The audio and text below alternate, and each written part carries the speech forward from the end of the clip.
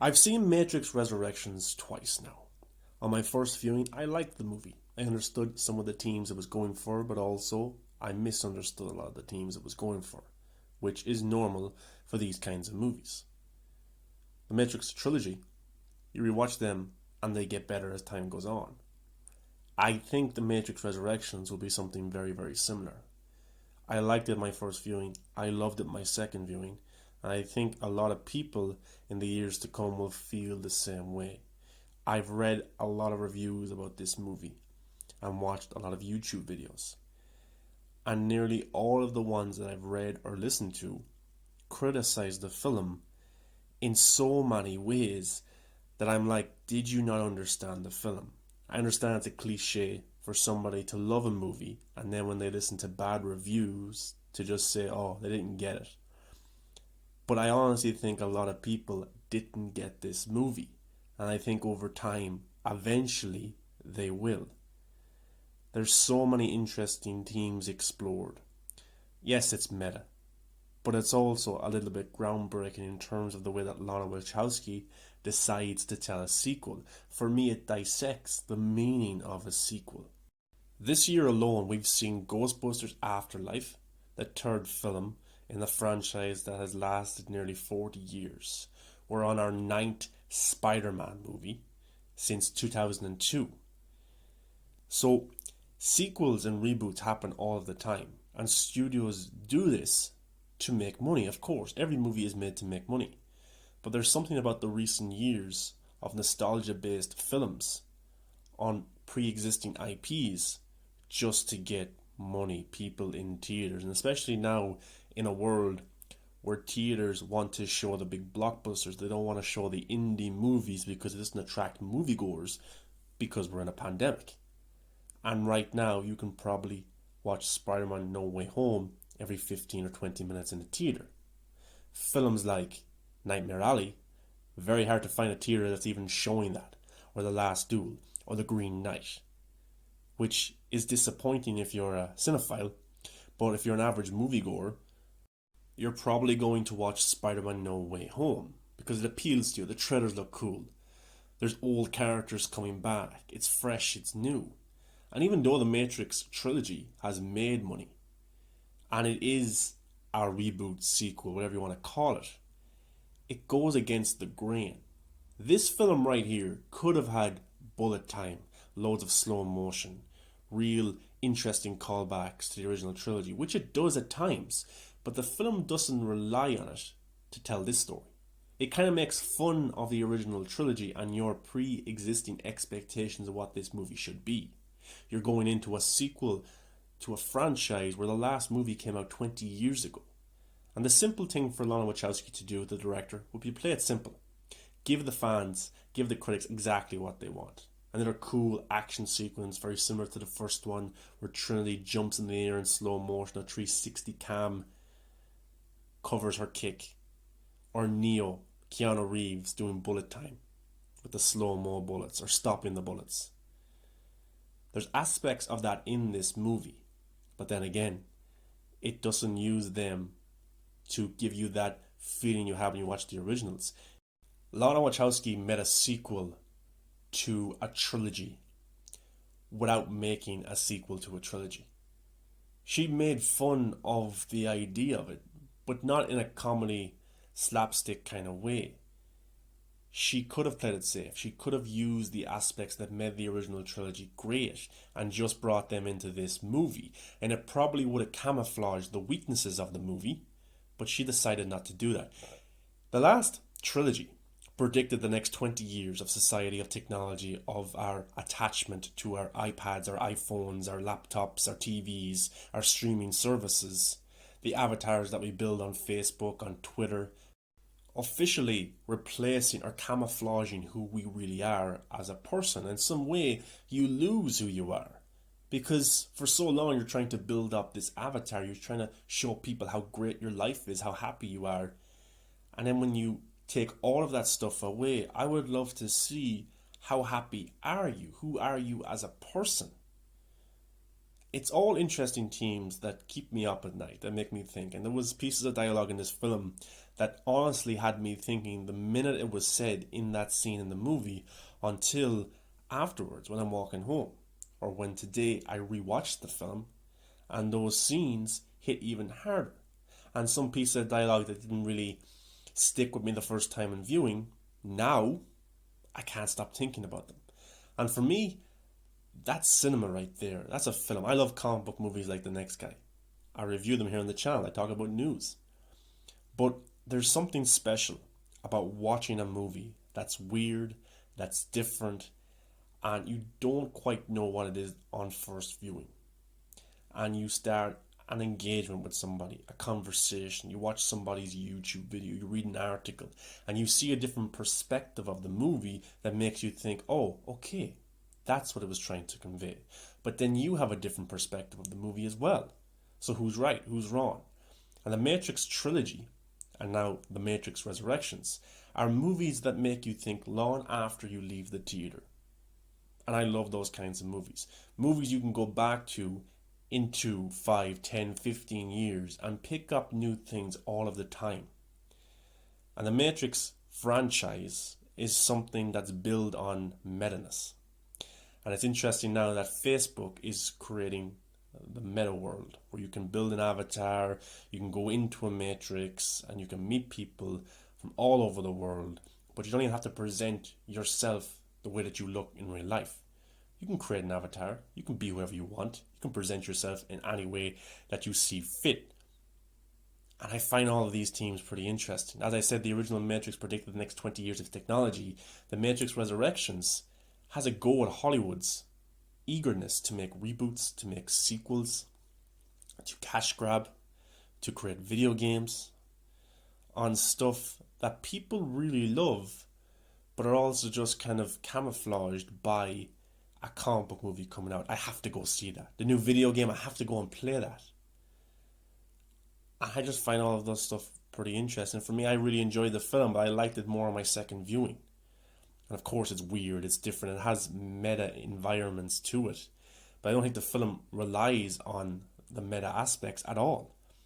Yes, for about 20 or 15, maybe 30 minutes, there is kind of references towards Warner Brothers. The Matrix is a video game within the Matrix movie. Neo is a character in the Matrix who develops the Matrix game. He doesn't know that he actually lived those scenarios, he lived that world before. He is brainwashed by this new Matrix because of the blue pills, but not only the blue pills, of his phone, of his game designs, stuff like that. I just thought it was very interesting, and it's a great mirror to our own society. So, does the Matrix Resurrections predict the next 20 years of society? I think it predicts a lot of things in terms of our attachment to our devices. And in this movie, it questions if you lived in a world that gave you everything that you wanted, very much like our world does right now, would you leave it? Would you leave the Matrix? Are we in a Matrix right now? These are aspects and themes that are brought up in the movie that honestly made me think. Because there's a character in the film played by Neil Patrick Harris. He is the analyst. He created this new rebooted Matrix. And he says people don't want to leave. They like the world I built for them, even though it's not real. And some people know this, that it's not real. So I just thought it was very interesting. And I kind of wanted to give my thoughts about the movie because I want to see if anyone else agrees. The Matrix Resurrections is a sequel and it's also a reboot. And it has scenes from the original trilogy reused in this. Of course, throwbacks, dialogue, I know Kung Fu, aspects like that. But it doesn't rely on it the way that a typical sequel or reboot does. If you look at Ghostbusters Afterlife, spoiler, the original Ghostbusters show up. And basically the third act of Ghostbusters Afterlife is the very same as the original. Spider-Man No Way Home spoilers. Tom Maguire and Andrew Garfield show up. There's references, there's Easter eggs, there's throwbacks to their movies. And yes, I really enjoyed those movies, and it's nostalgia based, but it relies on those aspects to get fans really excited. And those movies set up future films for you to come back and rewatch these characters in interesting stories. But The Matrix Resurrections is arguably deeper, it's more meaningful, it takes more risks in terms of what it's trying to convey, but it doesn't really set up a sequel at all. The film ends. Of course, they can come back, they can rewrite, they can do new things, but it doesn't even try and do that.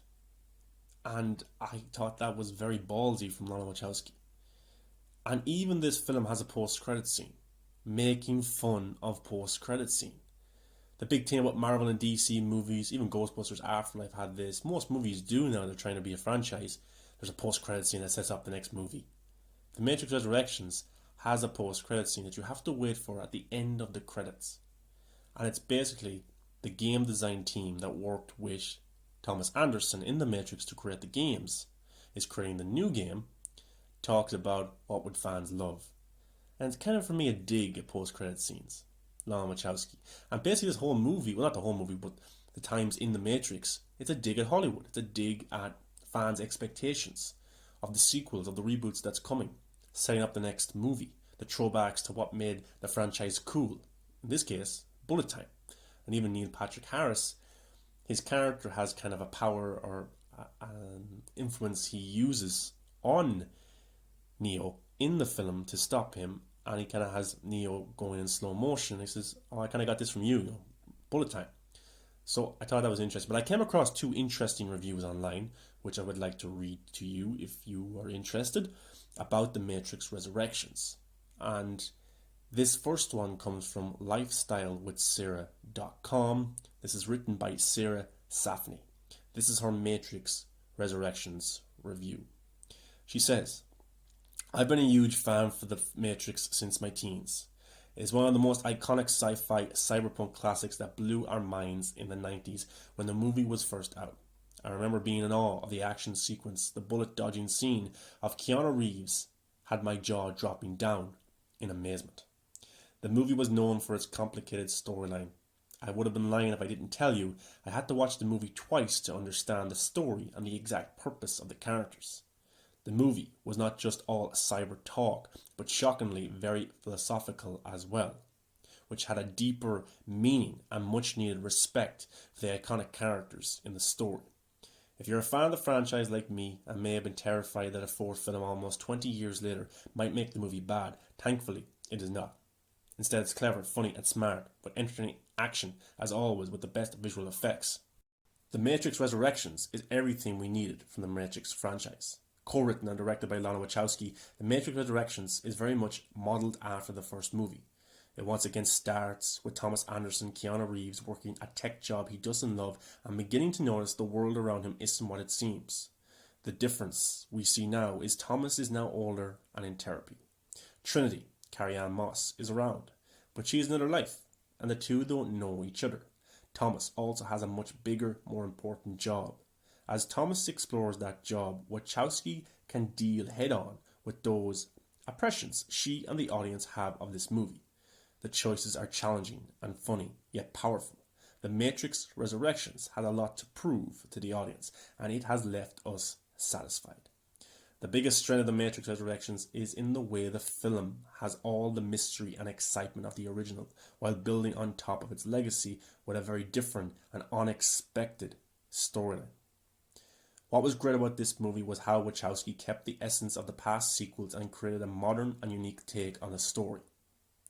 Events from the sequels like Agent Smith infecting the Matrix, the Architect revealing the nature of the One, Trinity dying on the way to the Machine City, and Neo brokering a peace deal with the machines. All of these threads play a huge part in the complex narrative, and yet the narrative also stands alone. The biggest component of the movie is nostalgia. It plays a crucial role in the movie, but more from an internal and external point of view of the story. Wachowski is very careful about when to hit these notes. She drops footage from the other films throughout, highlighting both moments in the action and the emotional journey of the characters, while also bringing the audience back to the time when they first saw the original films, which made the movie truly memorable. The story is complex and weird and comparable to its earliest version, but it works just like all the other Matrix movies in the past. What you expect are huge action sequences and groundbreaking visual effects, both of which are on display in Resurrections. The real heart of this movie is the love story between Neo and Trinity. What's interesting though is the dynamic in the Matrix trilogy was usually about Trinity doing whatever she needs to do to support Neo. But in the Matrix Resurrections, that dynamic has shifted completely, where now the driving force behind Thomas, Neo's journey in this story, is finding a way to save and free Trinity. Exploring these new aspects of their characters allow both Reeves and Moss to do something different in Resurrections that we haven't seen before. Both of their performances are excellent, and you can see how hard they have worked and look amazing and fit for their age, which was admirable about them. Also, not to forget a memorable performance by Neil Patrick Harris as the analyst and Jessica Henwick as Bugs. The Matrix Resurrections may not work for everyone, but I know that it definitely worked on me. Must watch in cinemas to enjoy the Matrix experience. And even though that's a great review, by the way, by Sarah, fantastic. And I think she describes a lot of how I feel, but she, of course, is a better writer than I am, and I appreciate her putting that review out there. But even though my first viewing of The Matrix Resurrections wasn't like, oh my god, this is the groundbreaking thing that I expected, I appreciate it, and I'm so happy I got to experience a Matrix film in theaters. This other review that I really admired was from loudandclearreviews.com. The Matrix Resurrections review. Stories never really end. This comes from Brian Tao. Heartfelt, unique, action-packed and very meta, The Matrix Resurrections is the best Matrix film since the original. Honestly, there's so much about The Matrix Resurrections that I'd like to say, but there's only so much I can say without harming the experience. Even when I was writing my Matrix retrospective for Loud and Clear earlier this month, I realised that for the most part I didn't actually dislike 2003's The Matrix Reloaded and The Matrix Revolutions as much as I did when I was a teenager. That retrospective also got me very excited to see The Matrix Resurrections, and now that I've seen it, I can tell you that the best Matrix film since the original has been made. Is Resurrections a masterpiece? As I consider The Matrix to be, not exactly. It has flashes of what made the first film great, but doesn't quite bust through the glass ceiling despite coming close. The Matrix Resurrections picks up several decades after the end of the Matrix Revolutions. Neo has been living an ordinary life under his original identity of Thomas A. Anderson inside a new version of the Matrix. When Morpheus, now portrayed by Yahya Abdul-Mateen II, after being portrayed by Lawrence Fishburne in the first three films, re-emerges and offers him the red pill, Neo must follow the White Rabbit once again in order to discover the truth of his reality.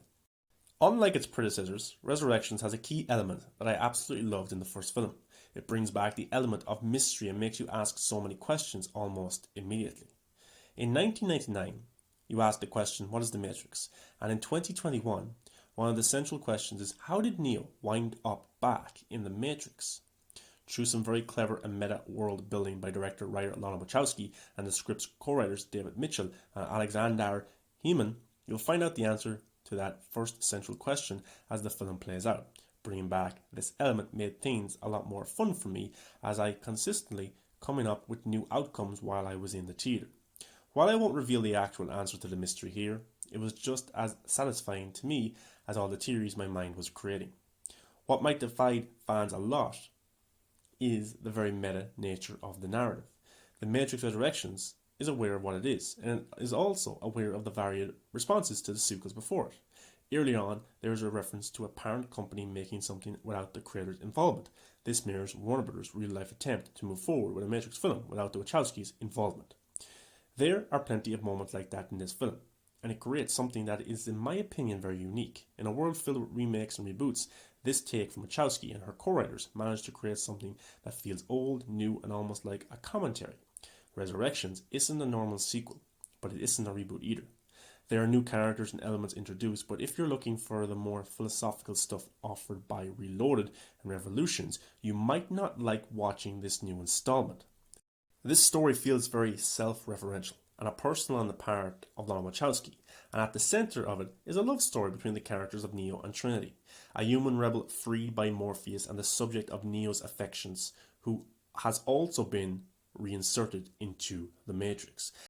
That love story is one that makes The Matrix Resurrections a very heartfelt film, One of the key criticisms I had of the prior Matrix sequels was the lack of character development. This new film focuses almost exclusively on Neo and Trinity, their relationship with each other and their relationship with the world they live in. While there are some cool world building nuggets in there, there's also a lot more attention paid to our central characters.